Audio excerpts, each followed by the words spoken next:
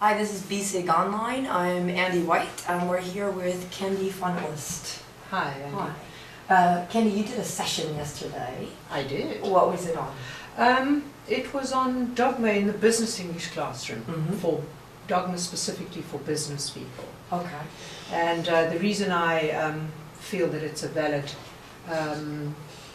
process for teaching, or a valid way of teaching, is mainly because, as Karen said earlier, business people know what they're talking about more than I do. So they're the ones that bring the materials. Can you explain a little bit what dogma means, what it is? It's a way of teaching. It's not a method. It's a way of teaching where the student is your resource. You don't have recourse to any other outside resources, and you use the student as your main content of the lesson. The dogma forms, there's a lot of question and answering, there's a lot of conversation, there's a lot of getting the student to produce language, so that the language that the student is producing is the language that they need, and that is the language that we work on in order for the student to become more confident and more competent in the kind of language that they actually need, rather than the language we're imposing. Okay, so you don't go in with a plan and teach the student your plan. The student provides you with the content for your lesson. Exactly. So right. do you really have to be on your toes for that then? Do you think you have to be an experienced teacher to be able to use dogma? I think so, because you need to, well, certainly you need to be linguistically competent and know your grammar. You need to know what kind of structures the students require if they're giving you faulty structures. I had a good analogy from somebody yesterday saying that the dogma classroom is like a classroom with a lot of doors, and the students have the keys. But they'll give you a key and you have to go and open that door, and what's inside the classroom has to be, or behind that door is what you need to be working on. That's really nice. Yeah. Who did you hear that from?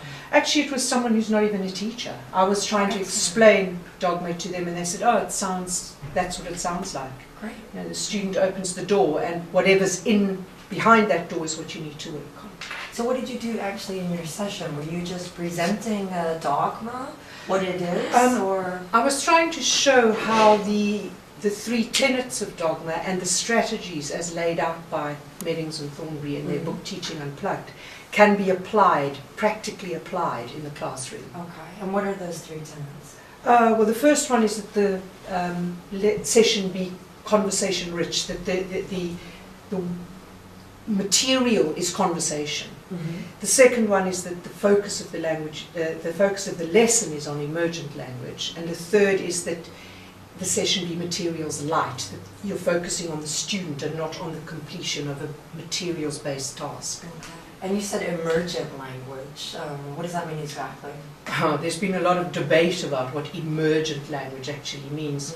For me, it's everybody who learns English today has some knowledge of what English is. They've either heard it on television, or they've read it somewhere, or they've listened to other people speaking, and they have an idea of what it is they would like to express in English with which of those tools that they may have heard, but they may not know how to use the tool.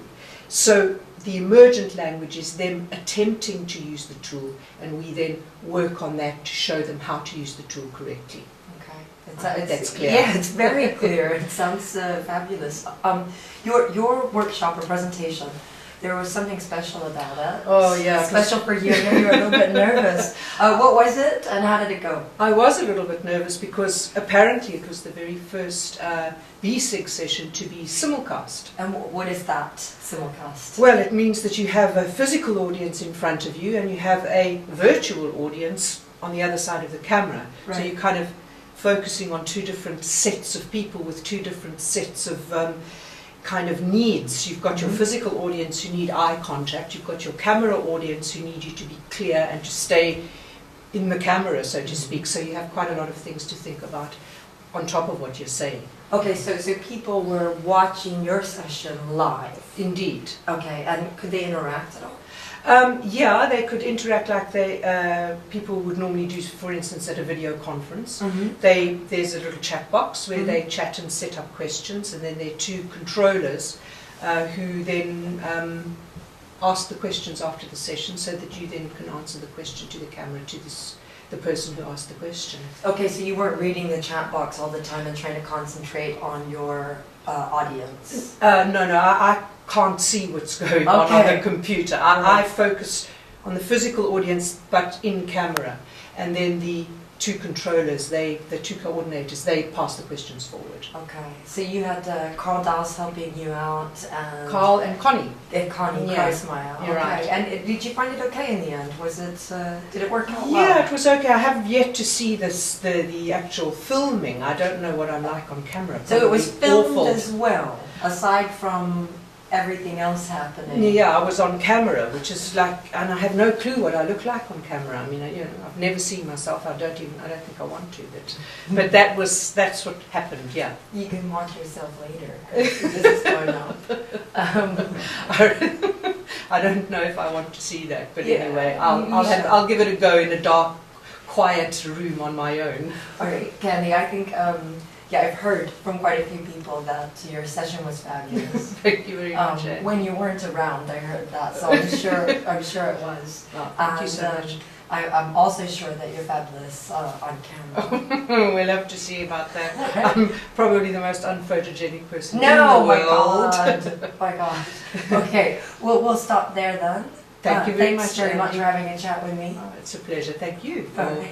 for having me on your interview panel. Thank you. Thanks for watching. We'll be back later with more.